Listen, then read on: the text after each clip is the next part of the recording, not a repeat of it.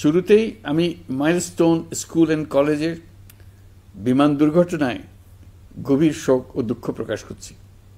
জাতির জন্য এটি গভীর বেদনার ক্ষণ। আমি এই ঘটনায় নিহতদের আত্মার শান্তি কামনা করছি। যারা এখনো হাসপাতালে চিকিৎসাধীন আছেন তাদের দ্রুত আরোগ্য কামনা করছি। এই ভয়াবহ দুর্ঘটনা আমাদের আরেকবার স্মরণ করিয়ে দিয়েছে চিকিৎসক ও স্বাস্থ্যকর্মীদের অবদান। এই কঠিন সময়ে যারা ক্লান্তি ভুলে আহতদের সেবা দিয়ে যাচ্ছেন, আমি জাতির পক্ষ থেকে আপনাদের কৃতজ্ঞতা জানাচ্ছি।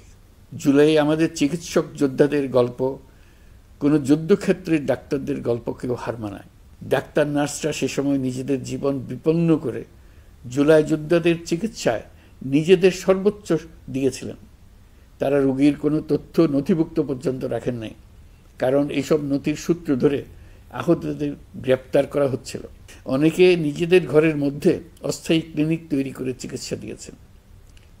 আপনারা নিজেরা ঝুঁকির মধ্যে ছিলেন, আপনাদের পরিবার ঝুঁকির মধ্যে ছিল, তবু পাহাড়সম বাধা পার করে আপনারা মানুষের জীবন বাঁচাতে এগিয়ে এসেছিলেন।